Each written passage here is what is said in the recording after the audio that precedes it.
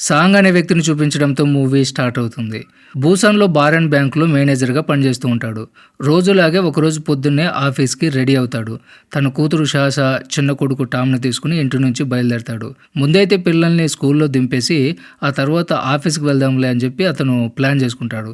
కానీ కార్‌లో కూర్చోగానే సాంగ్‌కి ఏదో వాసన వస్తుంది. ఏదో అయ్యుంటుందిలే అని చెప్పి లైట్ తీసుకుంటాడు. పెద్దగా పట్టించుకోడు. భార్యకి టాటా చెప్పేసి బండి తీస్తాడు. కాసేపటికి సాంగ్‌కి పక్కన ఎక్కడో ఫోన్ మోగుతున్నట్లు వినిపిస్తుంది. దాంతో ఆ ఫోన్ ఏంటో తీయమని కూతురికి చెప్తాడు. కానీ ఆ అమ్మాయేమో "అది నా ఫోన్ కాదు డాడ్" అంటుంది. అప్పుడు సాంగు డాష్‌బోర్డ్ సొరుగు తెరిచి చూస్తే అక్కడ ఒక ఫోన్ కనిపిస్తుంది. అది చూడగానే వాడికి మతిపోతుంది. సర్లే డ్రైవర్‌ది ఏమైనా అయ్యుంటుందేమో అనుకుంటాడు. ఆ ఫోన్ లిఫ్ట్ చేయగానే అవతల వైపు నుంచి ఎవరో తెలియని వ్యక్తి మాట్లాడుతూ "నీ కారు గురించి నా దగ్గర ఒక సీక్రెట్ ఇన్ఫర్మేషన్ ఉంది" అంటాడు. సాంగు ఎవడో ఫ్రాడ్ అనుకుని వెంటనే ఫోన్ కట్ చేస్తాడు. కానీ అంతలోనే ఆ ఫోన్ స్క్రీన్ మీద వాల్ పేపర్ చూస్తే అందులో వాడి ఫ్యామిలీ ఫోటోనే ఉంటుంది. అది చూసి వాడికి దిమ్మ తిరిగిపోతుంది. షాషాని ఆ ఫోటో గురించి అడిగితే "అది లాస్ట్ ఇయర్ దిగాం కదా, నువ్వు బిజీగా ఉండి రాలేదు" అని చెప్తుంది. అంతేకాదు అమ్మ ఆ ఫోటోని ఫేస్బుక్‌లో కూడా పెట్టింది అని చెప్తుంది. దాంతో సాంగ్‌కి అసలు ఏం జరుగుతుందో అర్థం కాదు. ఇంతకీ ఆ ఫోన్ ఎవరిది అని బుర్ర పాడు చేసుకుంటాడు. అంతలోనే మళ్ళీ ఫోన్ మోగుతుంది. ఈసారి ఫోన్ చేసినోడు సాంగ్ గురించి, వాడి బ్యాంకు ఉద్యోగం గురించి అన్నీ తెలుసని చెప్తాడు. ఆ తర్వాత వాడు చెప్పిన విషయం విని సాంగ్‌కి గుండె ఆగినంత పనవుతుంది. "మీ సీట్ల కింద ప్రెషర్ బాంబును పెట్టాను. ఎవరైనా కారులోంచి దిగితే చాలు బండి పేలిపోద్ది" అని బాంబు పేల్చేస్తాడు. అయినా సరే సాంగ్ మాత్రం ఇదంతా ఎవడో చేస్తున్నాడని చెప్పి ఫోన్ కట్ చేసేస్తాడు. కొంచెం దూరం వెళ్ళిన తర్వాత పెట్రోల్ బంక్ దగ్గర ఆపుతాడు. ఇంకా బండి దిగుదామనేలోపు మళ్ళీ ఫోన్ మోగుతుంది. ఈసారి ఫోన్ చేసినోడు "బండిలో నీకు ఏదో తేడా వాసన రావట్లేదా" అని అడుగుతాడు. ఆ మాట వినగానే సాంగ్‌కి వెన్నులో వణుకు పుడుతుంది. అమ్మో, వీడు నిజమే చెప్తున్నాడేమో అనిపిస్తుంది. అప్పుడు ఆ వ్యక్తి అసలు విషయం బయట పెడతాడు. "నేను నిన్ను ఎప్పటినుంచో ఫాలో అవుతున్నా. కారులో నుంచి ఎవరైనా కాలు కిందకి పెడితే చాలు వెనక కూర్చున్న నీ పిల్లలిద్దరూ చనిపోవడానికి సెకను కూడా పట్టదు. ఇది రాసి పెట్టుకో" అని వార్నింగ్ ఇస్తాడు. సరిగ్గా అప్పుడే పెట్రోల్ బంకు కుర్రాడు ఒకడు వచ్చి గట్టిగా అరుస్తాడు. "సార్, బండి దిగి పెట్రోల్ కొట్టించుకోవచ్చుగా, ఎందుకు టైం వేస్ట్ చేస్తారు" అంటాడు. కానీ సాంగ్ అప్పటికే భయపడుతున్నాడు కాబట్టి చేతిలో ఉన్న డబ్బులు వాడికిచ్చి "బాబు ప్లీజ్ నువ్వే కొట్టించు" అని బ్రతిమలాడుకుంటాడు. తర్వాత సాంగ్ కారు నడుపుతూ ఉంటాడు. ఆ కాలర్ చెప్పినట్టు సీటు కింద చెయ్యి పెట్టి చూస్తాడు. నిజంగానే అక్కడ బాంబు తగులుతుంది. అది చూడగానే వాడికి ప్రాణం పోయినంత పని అయిపోతుంది. అప్పుడు ఆ కాలర్ "దీని రిమోట్ నా చేతిలో ఉంది. పోలీసులకు ఫోన్ చేసే ప్రయత్నం చేయొద్దు, బండిని గాల్లో లేపేస్తా" అని బెదిరిస్తాడు. పాపం సాంగ్‌కి ఏం చేయాలో తెలియక "అసలు నీకు ఏం కావాలి" అని అడుగుతాడు. దానికి వాడు "నా అకౌంట్లో ఒక 15 కోట్లు వేయాలి, అదీగాక ఇంకొక 6 కోట్లు క్యాష్ కావాలని" డిమాండ్ చేస్తాడు. "నా దగ్గర అంత డబ్బు ఎక్కడిది" అని సాంగ్ ఏడుపు మొహం పెడతాడు. కానీ వాడు వినడు. "నువ్వు అంత పెద్ద బ్యాంక్ మేనేజర్వి, ఆ మాత్రం డబ్బు వెనకేయలేవా" అని వెటకారంగా చెప్తాడు. ఈలోపు పిల్లల స్కూల్ వస్తుంది. టామ్ ఫ్రెండ్స్ అందరూ కూడా మాట్లాడడానికి కారు దగ్గరకు వస్తారు. సాంగ్ భయపడిపోయి కొడుకు ఎక్కడ దిగుతాడో అని "అరే దిగొద్దు" అని అరిచి మిగతా పిల్లల్ని అక్కడి నుంచి పంపించేస్తాడు. పాపం పిల్లలకి అస్సలు అర్థం కాదు. నాన్న ఎందుకు ఇలా ప్రవర్తిస్తున్నాడు అని అనుకుంటారు. కానీ ఫోన్లో ఉన్నాడు మాత్రం వదలడు. పిల్లలకి నిజం చెప్పు అని ఫోర్స్ చేస్తాడు. సో గత్యంతరం లేక సాంగ్ "మన సీట్ కింద బాంబులు ఉన్నాయి" అని చెప్తాడు.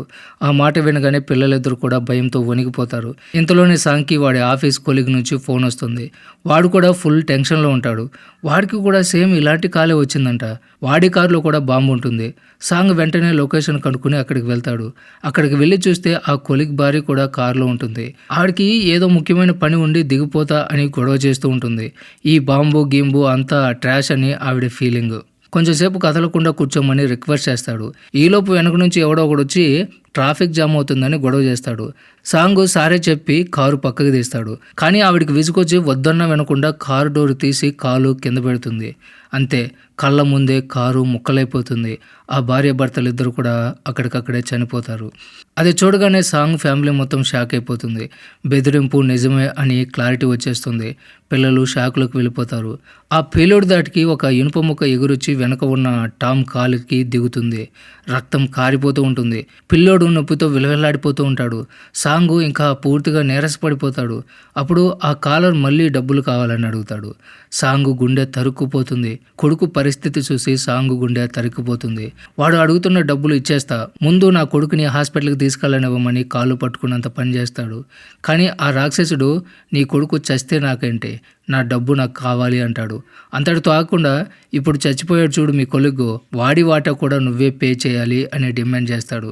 ఇంత డబ్బు ఒకేసారి తీస్తే బ్యాంకులో డౌట్ వస్తుందని సాంగ్ వాదిస్తాడు. కానీ వాడు ఊరుకోడు. నీ గురించి నాకు తెలీదా, దేశం బయట దాచిన అకౌంట్ల నిండా ఎంత డబ్బు కొల్లబెట్టావో నాకు తెలుసులే అని సాంగ్కి మైండ్ బ్లాక్ అయ్యే నిజం చెప్తాడు. ఇంకా దారి లేక సాంగ్ తన జూనియర్ ఒకడికి ఫోన్ చేసి, నాకు ఒక మంచి ఇన్వెస్ట్మెంట్ ఆఫర్ వచ్చింది, అర్జెంటుగా మన విఐపి క్లయింట్స్ అందరితో మాట్లాడి వాళ్ళు ఇందులో డబ్బులు పెట్టేలా ఒప్పించు అని చెప్తాడు. ఆ జూనియర్ సరే అని చెప్పి కొంతమందితో మాట్లాడతాడు. కానీ పోగైన డబ్బు ఆ బ్లాక్ మెయిలర్ అడిగినంత ఉండదు. దాంతో విసుగొచ్చి సాంగ్ ఆ క్లయింట్స్ లిస్టు నాకు పంపించు, నేను వాళ్ళతో మాట్లాడుకుంటాను అంటాడు. కాసేపు తర్వాత అందులో ఉన్న ఒక ముఖ్యమైన క్లయింట్కి సాంగ్ ఫోన్ చేసి, మేడం ఇలాంటి ఛాన్స్ జీవితంలో ఒకసారి వస్తుంది, అసలు వదులుకోవద్దు అని నమ్మించడం మొదలు పెడతాడు. ఆవిడికి కూడా ఇంట్రెస్ట్ వస్తుంది. నేను కూడా ఇప్పుడే ఒక భూమి అమ్మేశాను, చేతిలో డబ్బులు కూడా ఉన్నాయి, కానీ ఇంత పెద్ద నిర్ణయం కదా, మా ఆయనతో ఒక్కసారి మాట్లాడి చెప్తాను అంటుంది. కానీ సాంగ్ కంగారులో మనకి అసలు టైం లేదు, ఇప్పుడే చెప్పాలి అని చాలా ఒత్తిడి చేస్తాడు. సాంగ్ అంత కంగారు పడుతుండేసరికి ఆవిడకి ఏదో తేడా కొడుతుంది. దాంతో అయితే నాకు వద్దులే అని చెప్పి ఫోన్ కట్ చేస్తుంది. ఇంకా లాభం లేదని ఆ కిడ్నాపర్ గాడు, సరే ముందు క్యాష్తో మొదలు పెడదాం, వెంటనే మీ ఆవిడకి ఫోన్ చేసి డబ్బులు తీసుకురమ్మని చెప్పు అని ఆర్డర్ వేస్తాడు. వేరే దారి లేక సాంగ్ వెంటనే భార్యకి ఫోన్ చేస్తాడు. అర్జెంటుగా బ్యాంకులో ఉన్న డబ్బంతా డ్రా చేసి నేను చెప్పిన చోటుకి తీసుకురా అని చెప్తాడు. ఆ మాట వినగానే ఆవిడకి ఏమీ అర్థం కాదు. పైగా ఫోన్లో వెనక నుంచి కొడుకు ఏడుస్తున్న శబ్దం వినిపిస్తుంది. దాంతో ఆవిడకి ఇంకా భయం వేస్తుంది. కానీ సాంగ్ మాత్రం అంతా బాగానే ఉంది, కంగారు పడొద్దు అని సర్ది చెప్తాడు. కూతురు శాష కూడా, అమ్మ మేము బాగానే ఉన్నాం, తమ్ముడు ఊరికి ఏడుస్తున్నారులే అని కవర్ చేస్తుంది. అయినా సరే సాంగ్ భార్యకి నమ్మకం కుదరక నేను పోలీసులకు ఫోన్ చేస్తా ఉంటుంది. సాంగ్ వెంటనే గట్టిగా, వద్దు పిచ్చి పనులు చేయొద్దు, పోలీసులకి అస్సలు ఫోన్ చేయొద్దు అని వార్నింగ్ ఇస్తాడు. చివరికి బ్రతిమలాడుకుంటే కానీ ఆవిడ డబ్బులు తేవడానికి ఒప్పుకోదు. ఇంకో పక్క పోలీస్ స్టేషన్లో ఆఫీసర్లు ఇందాక పేలిన కారు గురించి ఎంక్వైరీ చేస్తూ ఉంటారు. అక్కడ సీసీటీవీ ఫుటేజ్ చూస్తుంటే అందులో బ్లాస్ట్ అవ్వడానికి కాసేపు ముందే సాంగ్ తన కొలిగ్తో ఏదో గొడవ పడుతున్నట్లు, కారు పేలడానికి ఒక క్షణం ముందు సాంగ్ అక్కడి నుంచి పక్కకి తప్పుకున్నట్లు క్లియర్గా కనిపిస్తుంది. అది చూడగానే పోలీసులకి సాంగ్ మీదే అనుమానం వస్తుంది. వీళ్ళిద్దరికి ఏదో గొడవ ఉంది, సాంగ్ ఆ వ్యక్తిని చంపేశాడేమో అనుకుంటారు. నిజానికి ఆ ఫుటేజ్లో సాంగ్ చేసింది ఏమీ లేకపోయినా టైమింగ్ అలా కుదిరింది. సీన్ కట్ చేస్తే సాంగ్ కారు తీసుకుని బ్యాంకు దగ్గరికి వస్తాడు. అక్కడ చూస్తే వాళ్ళ ఆవిడ అప్పటికే వచ్చి ఉంటుంది. కానీ ఆవిడ ఒక్కతే రాకుండా తన ఫ్రెండ్ని కూడా తోడు తెచ్చుకుంటుంది. అది చూడగానే సాంగ్కి చెమటలు పట్టేస్తాయి. డబ్బులు తీయడానికి సాంగ్ భార్య బ్యాంకు లోపలికి వెళ్తుంది. ఈలోపు బయట ఉన్న వాళ్ళ ఫ్రెండ్ సాంగ్తో మాట్లాడదామని చెప్పి కారు దగ్గరకు వచ్చి కిటికీ అద్దం మీద కొట్టడం మొదలు పెడుతుంది. కానీ సాంగ్ అప్పటికే భయంతో ఉన్నాడు కదా, ఆమెతో మాట్లాడకుండా దూరంగా వెళ్ళమని చేత్తో సైగ చేసి అక్కడ నుంచి కార్ని వేగంగా పోనిస్తాడు. బ్యాంకులో డబ్బులు తీసుకున్న తర్వాత సాంగ్ తన భార్యతో ఆ కాలర్ చెప్పినట్లు ఆ బ్యాగ్ని ఒక మెయిల్ బాక్స్ దగ్గర పెట్టి రమ్మని చెప్తాడు. ఆవిడ అలాగే అక్కడ పెడుతుంది. కానీ కాసేపటికి ఆవిడ భయపెడుతూ ఎవరో ఒక పొడవాటి మనిషి నా వైపు వస్తున్నాడని, నన్నే వింతగా చూస్తున్నాడని సాంగ్కి ఫోన్లో చెప్తుంది. అది వినగానే సాంగ్కి కంగారు పుట్టి వెంటనే కారుని అటువైపు తిప్పుతాడు. నువ్వు అక్కడి నుంచి వెంటనే వెళ్ళిపో అని భార్యకి చెప్తాడు. కానీ సాంగ్ అక్కడికి చేరుకునే లోపు పోలీసులు ఆవిడ సాయంతో ఆ వచ్చిన వ్యక్తిని అరెస్ట్ చేస్తారు. అమ్మయ్య, ఆ వ్యక్తి దొరికిపోయాడు, ఇంకా నా కుటుంబం సేఫ్ అని సాంగ్ ఊపిరి పీల్చుకుంటాడు. కానీ మరుక్షణమే ఆశలన్నీ ఆవిరైపోతాయి. ఎందుకంటే ఆ బ్లాక్ మెయిలర్ ఇంకా ఫోన్ లైన్లోనే ఉంటాడు. పోలీసులను కలుపుకుని చాలా పెద్ద తప్పు చేశామని అరుస్తాడు. వెంటనే కౌంట్ డౌన్ స్టార్ట్ చేస్తాడు. సాంగ్ అతని పిల్లలిద్దరూ ఇంకా చావు తప్పదు అని సిద్ధమైపోతారు. కానీ సడన్గా సాంగ్ కారు కాకుండా డబ్బులు పెట్టిన ఆ మెయిల్ బాక్సు పేలిపోతుంది. ఆ దెబ్బకు ఆ ఏరియా మొత్తం పొగతో మంటలతో నిండిపోతుంది. అదృష్టం కొద్దీ సాంగ్ భార్య బ్రతికే ఉంటుంది. అతనితో మాట్లాడుతుంది. అది చూసి సాంగ్ భయంతో అక్కడి నుంచి కార్ని పరిగెట్టిస్తాడు. కానీ ఆ కాలర్ మాత్రం నాకు ఏది ఏమైనా సరే డబ్బులు కావాల్సిందే అని పట్టుబడతాడు. ఇదే టైంలో పోలీసులకి ఇంకొక సీసీటీవీ ఫుటేజ్ దొరుకుతుంది. అందులో సాంగ్ ఆ రెండో బాంబు పేలిన చోట కూడా కనిపిస్తాడు.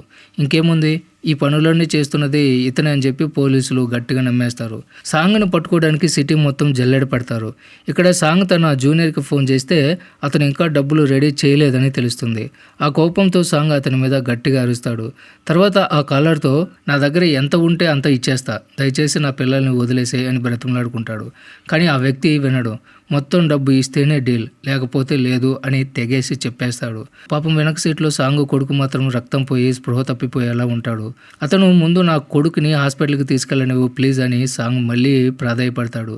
కానీ ఆ రాక్షసుడికి అస్సలు జాలి కలగదు.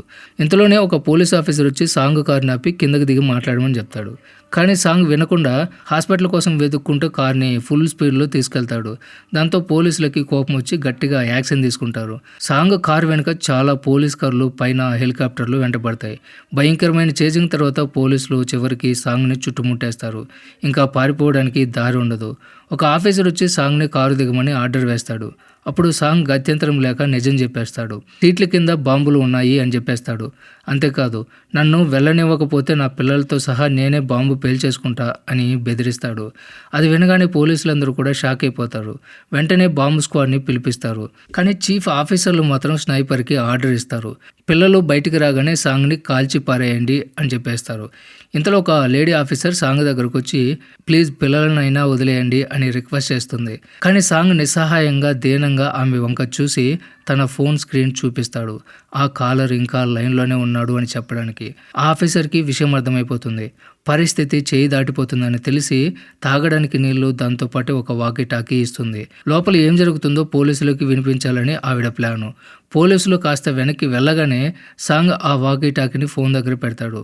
ఆ కాలర్ గాడితో మాట్లాడదామని ట్రై చేస్తాడు. కానీ అవతల నుంచి ఉలుకు పలుకు ఉండదు.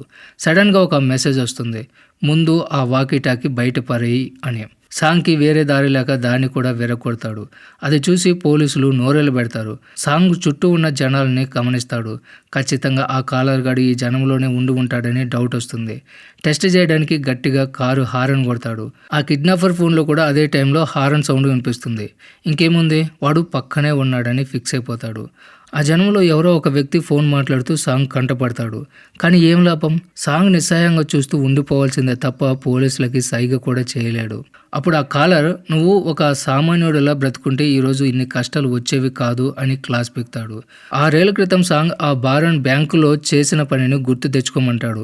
ఇంకొంచెం చెప్పేలోపు టక్కున ఆ కాల్ కట్ అయిపోతుంది. ఎందుకంటే పోలీసులు ఆ ఏరియా మొత్తాన్ని సిగ్నల్ జామ్ చేసి ఉంటారు.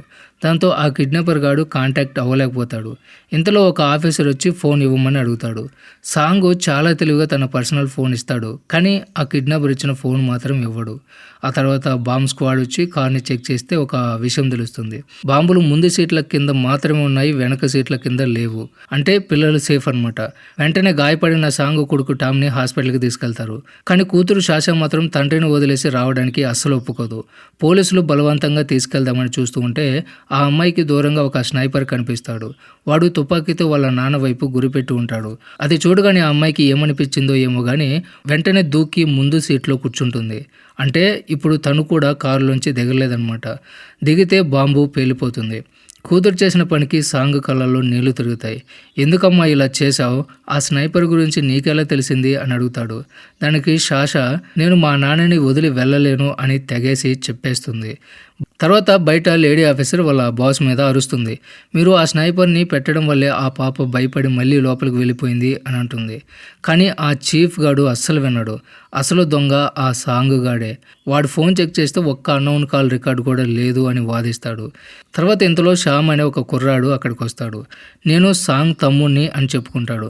సర్లేని చెప్పి వీడైనా వెళ్ళి సాంగ్ని కన్విన్స్ చేస్తాడేమో, పాపని బయటికి పంపిస్తాడేమో అని అనుకుని పోలీసులు వాడిని కారు దగ్గరికి పంపిస్తారు. కానీ ఆ శ్యామ్ గాడు కారు దగ్గరికి వెళ్ళగానే అసలు నిజం చెప్పేస్తాడు.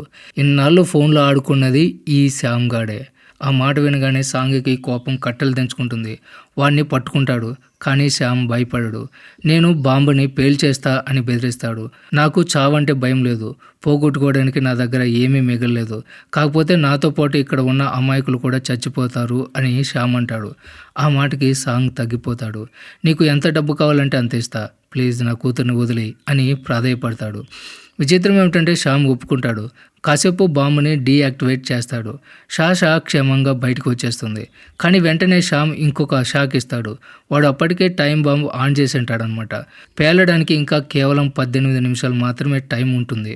ఇంకా ఈ ప్రపంచంలో తనని నమ్మేది తన భార్య మాత్రమే. ఆవిడికి ఫోన్ చేసి ఉన్న అకౌంట్లన్నీ ఖాళీ చేసి ఆ డబ్బుని ఆ కిడ్నాపర్కి పంపించేయమని బ్రతిమలాడుకుంటాడు. ఇంతలో శ్యామ్ నుంచి ఫోన్ వస్తుంది. ఒక షిప్ యార్డ్ దగ్గరికి రా అని చెప్పి ప్లేస్ చెప్తాడు. ఆ ప్లేస్ చూడగానే సాంగ్కి 6 ఏళ్ల క్రితం తను చేసిన పాపం గుర్తొస్తుంది. అప్పుడు మనోడు ఈ బారన్ బ్యాంకులో ఒక చిన్న ఉద్యోగి. ఆ టైంలో బ్యాంకు వాళ్ళు ఒక కెమికల్ ఫ్యాక్టరీలో పనిచేసే అమాయక కార్మికుల్ని మోసం చేసి వాళ్ళ డబ్బులన్నీ బ్యాంకులో ఇన్వెస్ట్ చేసేలా ప్లాన్ చేస్తారు. తీరా చూస్తే మార్కెట్ ఒక్కసారిగా పడిపోతుంది. పాపం ఆ కార్మికుల జీవితం అంతా కూడబెట్టుకున్న డబ్బు ఒక్క దెబ్బకి మట్టిలో కూలిపోతుంది. ఆ బాధితుల్లో ఒక నిండు గర్భిణి కూడా ఉంటుంది. ఆవిడ దగ్గర ఉన్నదంతా ఆ బ్యాంకులోనే పెట్టేసి ఉంటుంది. ఆ టైంలో సాంగ్ వాళ్ళకి సహాయం చేయాల్సింది పోయి బ్యాంకు చేసిన మోసం బయట పెట్టకుండా సాక్ష్యాలన్నీ నాశనం చేసేస్తాడు. ఆ ఘనకార్యం చేసినందుకే బ్యాంకు వాళ్ళు మనోడికి ప్రమోషన్ ఇచ్చి మేనేజర్ని చేస్తారు. అప్పట్లో ఆ గర్భిణి సాంగ్ దగ్గరికి వచ్చి, అయ్యా కనీసం నా డబ్బులైనా ఇప్పించండి అని ఏడుస్తూ కాళ్ళు పట్టుకుంటుంది. కానీ సాంగ్ ఆవిడ్ని చేదరించుకుని పంపించేస్తాడు. ఇప్పుడు ట్విస్ట్ ఏమిటంటే ఆ గర్భిణి ఎవరో కాదు, ఈ శ్యామ్ భార్య. ఇన్నాళ్ళకి తన కుటుంబానికి జరిగిన అన్యాయానికి పగ తీర్చుకోవడానికి వచ్చాడు. తర్వాత సీన్ కట్ చేస్తే శ్యామ్, షాషా కారులో వెళ్తూ ఉంటారు. సడన్గా శ్యామ్ ఫోన్కి ఒక మెసేజ్ వస్తుంది. అకౌంట్లో 100 కోట్లు పడ్డాయి అని. ఇది ఎవరు వేశారు అని డౌట్ రావచ్చు. అప్పుడు శ్యాము, నేను ఆ ఫ్రాడ్ బ్యాంక్ మీద కేసు గెలిచాను. ఆ వచ్చిన డబ్బుతో ఫ్యాక్టరీలో నష్టపోయిన కార్మికులందరూ మళ్ళీ కొత్త జీవితం మొదలుపెట్టచ్చు అని చెప్తాడు. అదే టైంలో సాంగ్ కూడా ఆ షిప్ యార్డ్ దగ్గరికి చేరుకుంటాడు. అక్కడంతా బ్యాంకు మీద నిరసన బోర్డులు కనిపిస్తూ ఉంటాయి. అక్కడ ఇంకొక కారులో తన కూతురు షాషాని కట్టిపడేసి ఉంటుంది. అది చూడగానే సాంగ్ చాలా బాధపడతాడు. కూతురు దగ్గరికి వెళ్ళి, అమ్మా నా దురాశ వల్ల చాలా తప్పులు చేశాను, అందుకే ఇప్పుడు ఈ శిక్ష అనుభవిస్తున్నాను అని ఏడుస్తూ క్షమాపణ చెప్తాడు. అప్పుడు శ్యామ్ వచ్చి సాంగ్ పక్కన ముందు సీట్లో కూర్చుంటాడు. సాంగ్ మళ్ళీ వాడి కాళ్ళు పట్టుకున్నంత పని చేసి, నన్ను క్షమించు, బాధితులందరికీ న్యాయం జరిగేలా నేను పోరాడతా అని మాటిస్తాడు. కానీ శ్యామ్ ఒప్పుకోడు. అప్పట్లో నేను నా భార్య బ్యాంకు మీద కేసు వేశాం. ఆ కేసు నడపడానికి వేరే బ్యాంకుల్లో అప్పులు చేశాం. ఆ అప్పుల బాధ తట్టుకోలేక నా భార్య కడుపులో ఉన్న నా బిడ్డతో సహా చనిపోయింది అని తన గతం చెప్తాడు. ఒక్క దెబ్బతో శ్యామ్ జీవితం నాశనం అయిపోయింది. ఒక్క క్షణంలోనే తను సర్వస్వం కోల్పోయాడు. తర్వాత శ్యామ్ సాంగ్తో, కార్ని నీళ్ళలోకి తీసుకెళ్ళు, అప్పుడే బ్లాస్ట్ నీ కూతురికి దూరంగా జరుగుతుంది అని చెప్తాడు. సాంగ్కి వేరే దారి లేక కార్ని సముద్రంలోకి దించేస్తాడు. బాంబు పేలడానికి ముందే కారు నీళ్ళల్లో మునిగిపోతుంది. ఆ దెబ్బకి శ్యామ్ స్పృహ కోల్పోతాడు. సాంగ్ అతన్ని బయటికి లాగడానికి చాలా ప్రయత్నం చేస్తాడు. కానీ కుదరదు. కాసేపటికి నీళ్ళల్లో బాంబు పేలిపోతుంది. సాంగ్ మాత్రం ఎలాగోలా బయటపడతాడు. పోలీసులు అతన్ని రక్షిస్తారు. బయటికి రాగానే సాంగ్ ఆఫీసర్లని శ్యామ్ గురించి అడుగుతాడు. కానీ పాపం అతను చనిపోయాడని తెలుస్తుంది. ఈ సంఘటన సాంగ్ని పూర్తిగా మార్చేస్తుంది. ఇక నుంచి ఆ అమాయకపు వర్కర్స్ తరపున పోరాడాలని గట్టిగా నిర్ణయించుకుంటాడు. వెంటనే పబ్లిక్లోకి వచ్చి బ్యాంకు చేసిన మోసాలు, అందులో తన తప్పులన్నీ ధైర్యంగా ఒప్పుకుంటాడు. నేనే ఆ రోజు సాక్ష్యాలన్నీ మాయం చేశాను అని నిజం చెప్పేస్తాడు. దోషులకు శిక్ష పడటానికి ఆ సాక్ష్యం సరిపోతుంది. చివరిగా సాంగ్ కారులో వెళ్తుంటే వాళ్ళ బాస్ ఫోన్ చేసి బ్రతిమలాడుకుంటాడు. నీ జాబ్ నీకు ఇచ్చేస్తా, ప్లీజ్ ఆగు, మాకు వ్యతిరేకంగా సాక్ష్యం చెప్పొద్దు అని కాలు పట్టుకుంటాడు. కానీ సాంగ్ వినిపించుకోకుండా ఫోన్ కట్ చేస్తాడు. న్యాయం జరిగేదాకా సాంగ్ ఆగేలా లేడు అని మనకి క్లియర్గా అర్థమవుతుంది. ఈ సీన్తోనే మూవీ ఎండ్ అవుతుంది. సో ఇది ఫ్రెండ్స్ ఇవాల్టి video. Don't forget subscribe. Thanks for watching.